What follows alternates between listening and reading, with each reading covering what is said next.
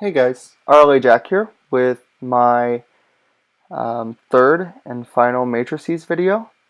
Uh, so this video focuses on operations on matrices, including um, some of the ones that you dread computing by hand in your linear algebra and multivariate calculus classes, such as the cross product, the dot product, and the matrix product. So I'm gonna get started. So let me first throw out a few matrices here. I'm just going to use the rand command to get us, a few matrices and vectors. So I'm going to do maybe like the matrix A is a random 5 by 5 matrix. The matrix B is going to be a random 5 by 1. So it's going to be a column vector. It's 5 by 1. And if you want to do the matrix product of A times B, there you go. That's A times B. So it does like the first row and the first column of B, takes the first and first, multiplies them, second and second, third and third, so on, adds all the products up, and that's how you get this element. That's matrix product. So you have another matrix C that's also a random 5 by 5 matrix. And we can do A times C, and that'll do the matrix product between A and C, which is first column for that one, then or first row, second column for that one, and so on and so forth. So that's the matrix product in MATLAB. If you wanted to multiply the elements directly, you have to use another method, and that's a dot before the times. So if you want to do A times C element-wise, then that's how you would do it. A and then dot times C. This is not the dot product, even though most people using MATLAB would call it dot times. This is completely different. It's element-wise product. So you take the 1, 1 element of A, multiply it by the 1, 1 element of C, and you get the 1, 1 element of A dot times C. So that's pretty simple. So now we can move on to some matrices of other dimensions. So as you might know, matrix multiplication requires certain dimension sizes. So you have another matrix D, and it's a random matrix of 5 by 4. And you want to do A times D. Now if we look at sizes, A is 5 by 5, and D is 5 by 4.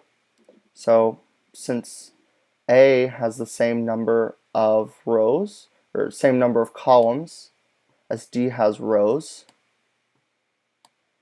then we should be good. So if we do A times D, we get a 5 by 4 matrix of numbers. Now, if we do D times A, though, MATLAB sort of breaks on you because the matrix dimensions don't agree correctly. So one other thing we can do is called the transpose. And I sort of had to introduce it whenever we were generating column vectors last time, but if you want to use the transpose, what it would do is something like A and then apostrophe, and that'll give you A transpose, which you can see that this 0.2630 here used to be here, but everything along the diagonal is still the same. So what essentially happens to A is that flips, so this corner is now in this corner, and this corner is now in this corner, and all the other numbers move as if you flipped it. Also, the diagonal stays the same diagonal. So that's worth knowing. Also, the transpose of the transpose is the original matrix. So if you take D, which was 5 by 4, and you do D transpose, it'll give you 4 by 5. You can also use the vector B, which was 5 by 1, B transpose. Now it's just the row vector of the same thing, 1 by 5. And if you do the transpose of that, B transpose transpose, will give you back to the 5 by 1. One danger whenever working with this transpose is that's not the actual transpose. It's something called the conjugate transpose. And you really only need to worry about this when you're dealing with complex numbers. So if you make a random complex matrix, and I'm going to show this maybe like E is equal to rand of, let's make it 3 by 5 plus rand of 3, 5 times 1i. Then you have these complex numbers in this matrix. And if you do, you notice all these are plus something I. But when you do E transpose, they'll actually all become minus something I. And it's because it's something called the Hermitian transpose, and it flips all the signs on the complex parts.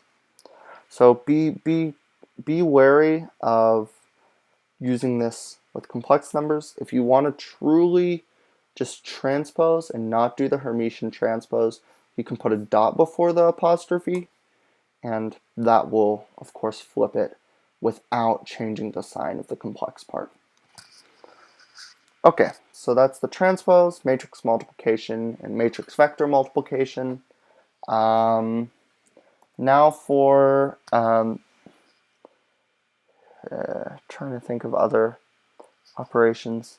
You can use the operation called sum, and that'll sum up your either rows or columns depending on what dimension you give it. So we have A, which is this nice matrix. If you do the sum of A in the first dimension, it will take the columns, it'll sum each of them up, and it will put each column sum in a row vector.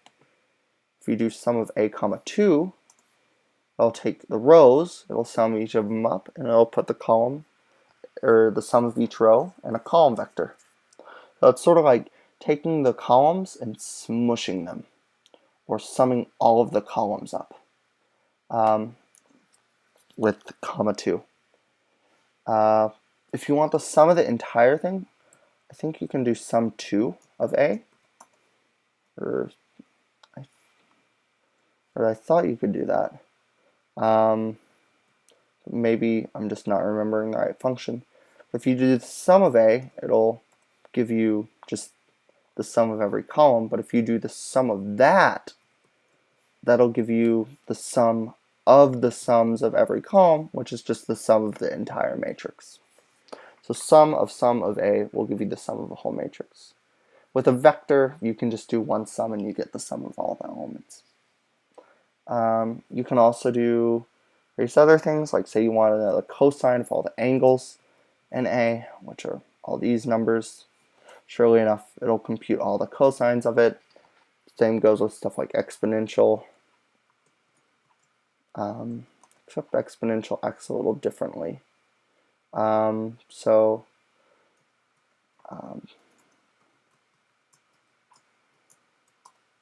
Actually, no, it acts exactly like you think it is. There is something called the matrix exponential, and you should be a little bit scared of it. But if you just do A to the second power, that's not really what you want, because it actually multiplies A by itself once, as if it's A times A. And that's matrix multiplication. But if you actually want to raise each of the elements of A to the second power, you need to use A dot to the second power. And that'll do that. You can also do A dot to the 100th power, and that'll also do that if you want. So you can also subtract matrices. Like B is also, or C is also 5 by 5, so you can do A minus B. or A minus C, I'm sorry, and it'll subtract the two matrices. They have to be the same size, otherwise it beeps at you. You can also combine these, remix it in any way you want.